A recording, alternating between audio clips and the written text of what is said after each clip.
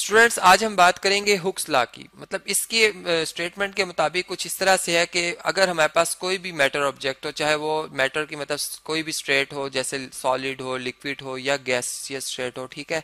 हम ये बात करते हैं कि जैसा ये स्प्रिंग ही है, इसकी एक इलास्टिक लिमिट होती है। मतलब कि हम ये देखते हैं कि ये इसको कितना के खींचा जा सकता है, ये खराब ना हो, ठीक है। अब उस लिमिट में रहते हुए अगर मैं इसमें कुछ वजन इसके साथ अटैच करता हूँ तो इसकी जो साइज है, मतलब ये अगर इसको हम देखें तो ये इसकी लेंथ में इजाफा हो जाएगा। मतलब ये कुछ एक्सटेंड हो जाएगा, और ज्यादा अगर इसके साथ वजन बांध देते हैं तो और ज्यादा एक्सटेंड हो जाएगा, ठीक है।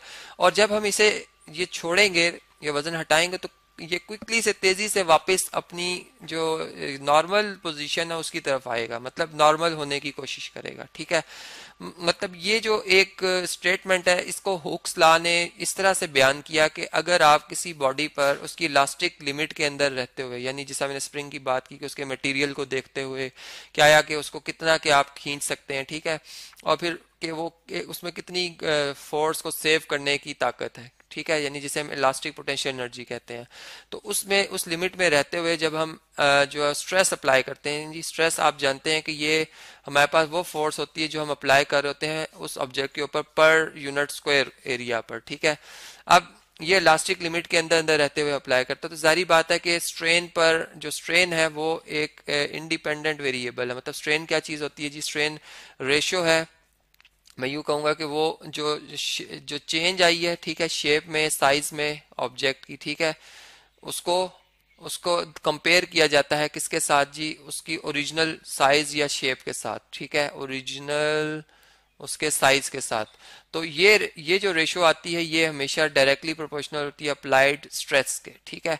अब इसी बात को अगर हम देखें तो स्प्रिंग के केस में मैं ये कहता हूं कि बॉडी यहाँ पर इसकी ओरिजिनल पोजीशन थी और ये इसकी वो पोजीशन है जब मैंने इस पे एक मैस अटैच कर दिया, ठीक है। तो इसमें एक्स जो डिस्प्लेसमेंट कवर हुआ, मतलब एक डायमेंशन में, ठीक है।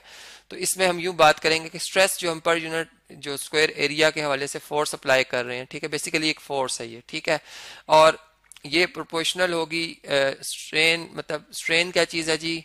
वो डिस्प्लेसमेंट है, ठीक है। मतलब मैं ओवरऑल एक बात कर रहा हूँ कि ये हमारे पास जब एक लीनियर हम मोशन के हवाले से बात कर रहे होंगे तो ये आएगा, ठीक है। और इधर से हम लिख सकते हैं एफ इज इक्वल टू, मतलब यहाँ प्रोपोर्शनैलिटी के साइन को जब इक्वालिटी में तब्दील करेंगे तो के इंट्रोड्यूस कराना पड़ेगा एक्स के। अब के क्या चीज है जी? के स्प्रिंग कांस्टेंट है, जो कि आप जानते हैं कि वो हर मटेरियल और स्प्रिंग की जो प्रॉपर्टी उसके हवाले से उसकी वैल्यू चेंज होती है, ठीक है। और यहाँ से अगर हम देखें तो इस वाले रिलेशन को जो ऊपर मैंने लिखा था स्ट्रेस, ठीक है, स्ट्रेस इज इक्वल टू किसके आ जाएगा जी? यहाँ से चले मैं कलर चेंज करता हूँ, ये थोड़ा सा ब्राइट कलर हो जाए, ठीक है, ये हमें सही तरह से नजर नहीं आ रहा होगा जी। स्ट्रेस, ठीक है, स्ट्रेस इज इक्वल टू के टाइम्स स्ट्रेन के, ठीक है। तो ये हमारे पास इस तरह से ये एक आ जाएगा आंसर, ठीक है। और अगर हमने के को देखना हो इसकी वैल्यू को इस सिस्टम के लिए, तो वो हमारे पास क्या बन जाएगी जी? ये स्ट्रेन को इधर आकर डिवाइड कर देंगे, यानी stress stress divided by strain, ठीक है, स्ट्रेन ये किसके इक्वल आ जाएगी जी? के इक्वल आ जाएगी, ठीक है। तो ये हम कह सकते हैं कि एक पूरे सिस्टम को रिप्रेजेंट कर रही है, इसकी वैल्यू को रिप्रेजेंट कर रही है। तो इस तरह से आपने देखा कि जो हुक्स लॉ है, जो कि मैंने कहा था कि वो अप्लाई होता है मैटर की ऑल स्टेट्स के ऊपर। अब स्प्रिंग की एग्जांपल इसी दी कि हम जो है वो आम लाइफ में इससे डील कर रहे होते हैं, ठीक है, यानी एक सॉलिड फॉर्म है। फिर इसी तरह लिक्विड्स में जैसे एक वाटर है, वाटर के अंदर जो लिक्विड के मॉलिक्यूल्स होते हैं, ठीक है, वो अपनी नॉर्मल पोजीशन में, तो उनकी भी एक इलास्टिसिटी होती है। मतलब अगर हम उनको डिस्टर्ब करते हैं तो वो वाइब्रेट करते हैं, आपस में एक मीन पोजीशन के गिर्द आगे पीछे इस तरह से मूव करते हैं, ठीक है।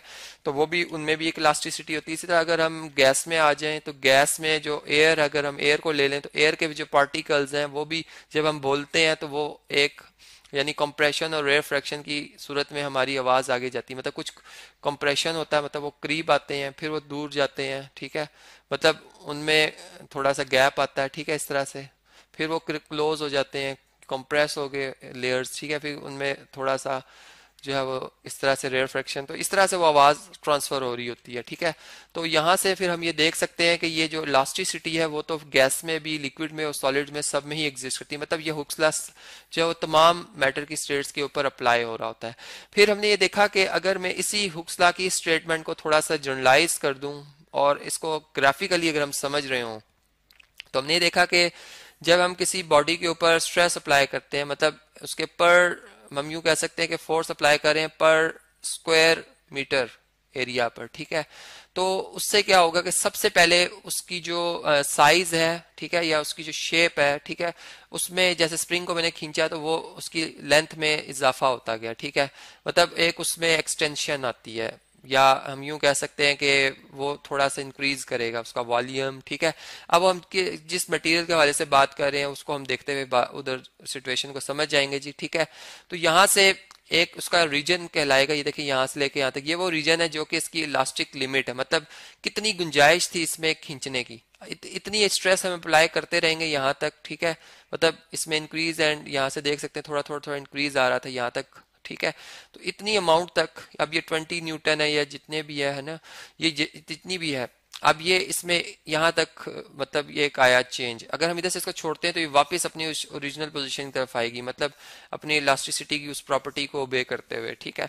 लेकिन अगर हम इस लिमिट को क्रॉस कर जाते हैं, इलास्टिक लिमिट को, और उससे ज्यादा फोर्स लगा देते हैं, तो यहाँ से लेकर इस पोर्शन तक अगर हम देखें, इसको फील करें, तो ये हम देख सकते हैं कि यहाँ से इसका वो पोर्शन स्टार्ट हो जाता है जिसमें इसकी परमानेंट डिफॉर्मेशन है, मतलब कि अब ये वापस इस लिमिट के बाद ये वापस स्प्रिंग सही नहीं होगा, बल्कि अगर हम इस पे और फोर्स लगाएंगे तो ये कुछ कुछ यानी जो है वो उस फोर्स को, उसकी फोर्स के साथ साथ कुछ और एक्सटेंड करेगा, ठीक है, मतलब स्प्रिंग नहीं बनेगा बल्कि एक वायर की शक्ल बन जाएगी।